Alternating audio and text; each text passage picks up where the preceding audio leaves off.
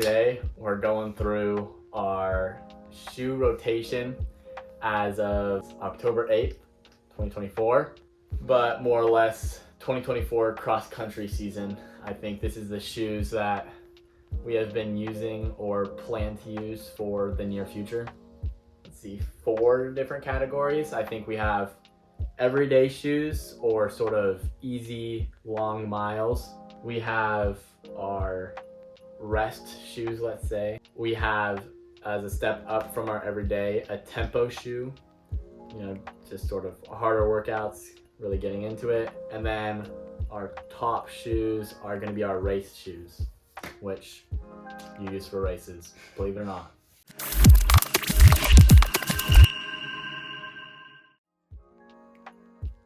Starting it off, we have the Nike Structure 25.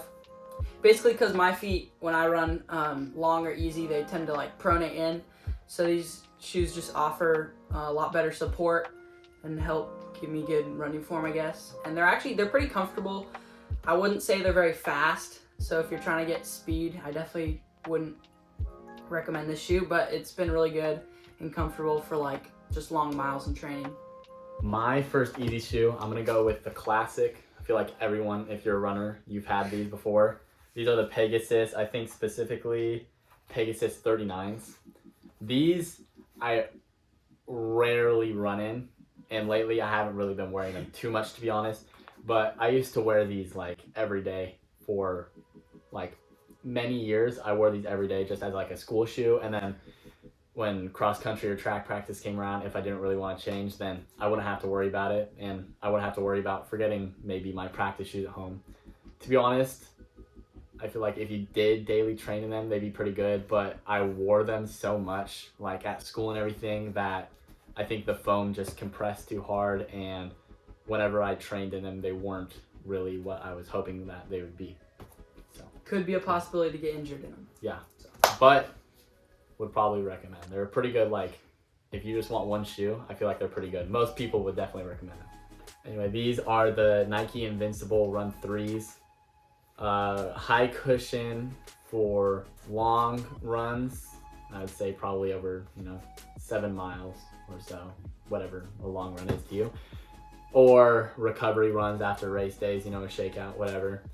I've been wearing these. I've sort of turned these into my everyday shoe recently, and I have absolutely loved them. Although some people that I know have said that they aren't comfortable, and they've even returned them. So I wouldn't recommend it to everyone. I definitely recommend trying it, but I absolutely love them. They're comfortable, and to be honest, even though they are a heavier shoe, they do give quite a bit of energy return. So you don't feel with all this extra foam, you don't feel like you're just lagging around and everything from all the extra, mass. You still feel like you can be fast on your long runs. And finally, my other everyday shoe is Crafts. These are actually a new one, and these are specifically the Craft CTM Ultras. I think it's the Ultra 2s actually, but I'm not 100% sure. These I sort of discovered, someone recommended to me at a shoe store, at a running shoe store, last track season, or actually it might have been the track season before that, but they recommended them to me, and I have never went back. They're actually insane. I think this will be either my 3rd or 4th pair, and I still have another brand new pair in my closet. Whenever they go on sale, we get some. They're just so nice. They might look really big and clunky, but they don't have a plate or anything, but they still have that good amount of cushion in the heel. The upper is completely mesh, breathable material, really nice. I don't know if you guys see that. The one thing that I've ran into with all these shoes after 200, 250 miles or so is that there has been tearing in the upper, and it seems to be where the upper sort of connects to the foam, or whatever you want to call it. And I don't know, it's not Most of them haven't been run ending, or like a couple of them haven't been run ending. It's just like a little tear, and then I notice it after my run, and I'm just like, well, that sucks, and then move on to the next pair. Also, to add, they do have really good traction. One of the better traction, like especially compared to like the Invincible, like it's a little bit worn down, but like it's so smooth. And if you run on like wet grass and then switch over to pavement, you feel like you have no traction. These, I feel like even like worn down, it's always been really nice. Now we're moving into the tempo fast run type Tempo shoes. category. So for me, it is the Endorphin Speeds. These are a decently fast shoe. I think I raced in these all of 8th grade year and start of freshman year, and they're just really solid. I think like the traction is held up like really well, and these have been through like cross country mud and everything, and they're really fast.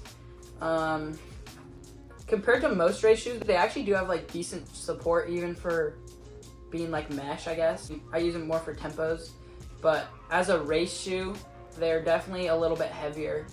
Not like super, but they're quite a bit heavier, which definitely you can like tell when you put on like Vaporflies or something, they're way lighter, but they're still a really nice shoe. A lot of heel stack and everything, really good carbon plate, which makes it feel fast. And yeah, just overall like a solid shoe, but not an incredible racing shoe, but still solid for tempos. And so I have, starting out, just got these actually, they were in our last video. These are actually, I did some research on these because I just bought them on a whim. I didn't really research it at all. These are actually what most people use for trail racing. So sort of what I have perceived so far as, let's say, the Vaporfly of trail racing. Can't really say much about them, haven't ran in them. Probably get half size larger than you are. They do seem to run a little bit like shorter than you would think. One that I have ran in is the Streak Flies, ZoomX Streak Flies. These have, let's say, treated me really well. They've been really nice so far. I mostly do my longer tempos in these, more like 5 miles or so, 4 miles. The only thing that I have to say about them negative is that they are thin, which is what they're supposed to be. That's, you know, how they're designed and everything. But with any sort of like, you know, obviously trail running, maybe over sticks and stuff, but gravel seems to have treated it just fine, and they seem to hold up. So our next category will be race shoes. So I have the Nike Vaporfly 3s. These are pretty cool. I like them a lot. I've raced so far all of my sophomore year races in them, and they're treating me really well for cross country. As you can tell, there's definitely quite a bit of tearing on the bottom, which is just from like intense, I guess, trails and stuff. There's like stick marks on Very the intense. Yeah, we actually just, foam and stuff. like in this little pocket, we actually just picked out a stick that was like stabbed in there, so. Yeah. So definitely not like the most durable shoe, but it's still holding up pretty well. The traction, like I haven't had a problem with that during a race. And they are fast. Like if you've been wearing like something like the Nike Structure and you put these on to go race, you're like, oh man, this is gonna be a good race. Feel light on your feet. They're super light. The first time I picked them up, I was like, dang, those are super light. Really good carbon fiber plate, super good like energy return. Yeah, I definitely recommend these for racing. The one thing I do have to say is for something like a tempo where you're going like really, really far, I don't think I would recommend these, because I remember even over the summer, me and Brandon were doing probably 8-mile practice. 8-mile practice, yeah. And I wore these, and even by the end, my feet were just a little bit sore from just, I don't know, being in them for so long. So they're definitely a race shoe, but really good, really fast. Definitely recommend. I have the older generation of Vaporflies, the Vaporfly 2s. And honestly, this is like probably my favorite shoe ever. They have treated me so nicely. They are so insane. Like these were my first, you know, road racing shoe. And I remember like my first 5K in them, it felt, or actually I think my first race in them was actually on the track, so it was even better. I felt like I was floating on air just because the energy return compared to any other shoe with the plate is just crazy. Like, I don't know, if you haven't experienced it, you wouldn't really know, but it's insane. And I would recommend anyone who's looking for a race shoe, get a Vaporfly. Get you know, a plated shoe. Other than that, I mean, they do have a soft foam, so they're not meant to hold up to as many miles as most shoes. But to be honest, mine have been doing pretty good. And I've been running, we do probably, I'd say, half of our cross-country races I do in these.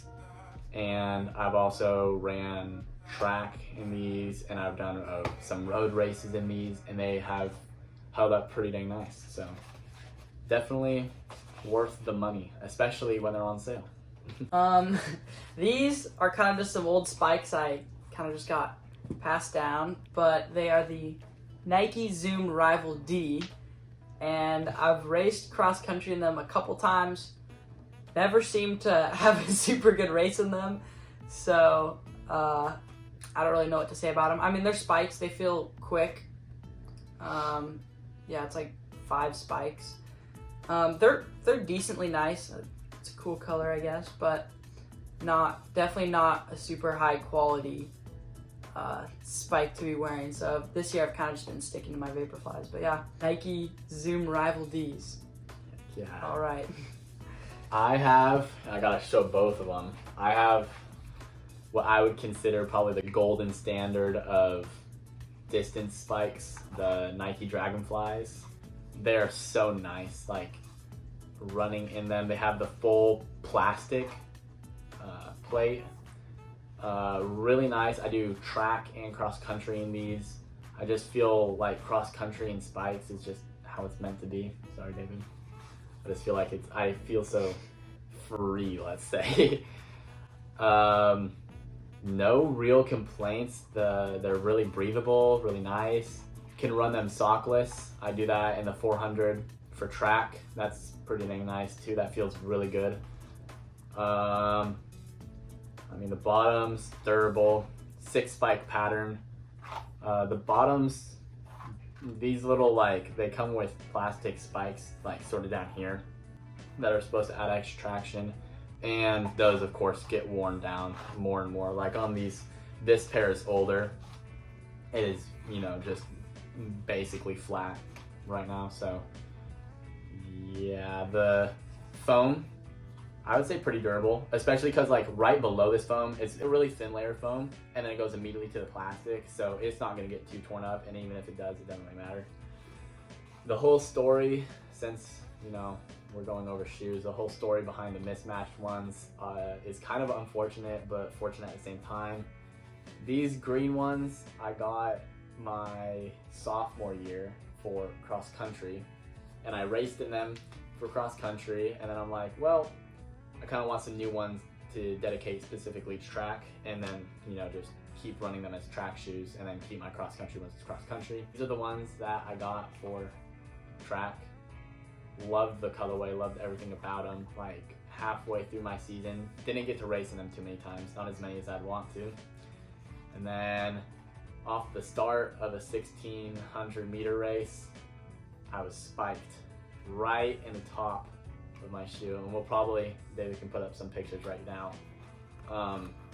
It was honestly, I don't know, kind of cool in, like, you know, a memory way, you know, but unfortunate because they were like brand new spikes and they just kind of got destroyed. But that led to the mismatched spikes, which has kind of become my thing. I don't think you see this stuff in like basketball and other sports, right? But I don't think I really see this much in track and cross country. So the mismatched spikes has kind of become sort of my thing, and I honestly love it. Slipping out of your spikes or your race shoes and putting your feet in some Crocs is like the most relieving thing that you can ever do. It's actually like you're in heaven. Also, you know, since I have ran in these, I have done a couple cool downs, I will admit. In the Crocs, actually put them in 4-wheel drive. Not a bad race shoe, I'm not gonna lie. Race shoe. Or not a race shoe. not a bad running shoe. Just have a shoe that you can put in where your feet can sort of expand. You're not laced up anymore. You're not constricting your feet. Your feet can sort of breathe, let's say, after your races. Definitely would 100% recommend. Really nice. My recovery shoes of the year are the Birkenstocks. They've been pretty nice. The nice thing about them is this cork part kind of molds to your foot. So that just makes them really comfortable, especially after, like Brandon said, having like racing shoes on. It just feels super nice, pretty breathable, so that you have some room to move around. So it just feels really good, and just always really nice to have something to slip on right after a race. So yeah, I think that's it for our 2024 shoe rotation. Any ending thoughts, David? That's our 2024 cross country shoe rotation. Yeah, see you guys.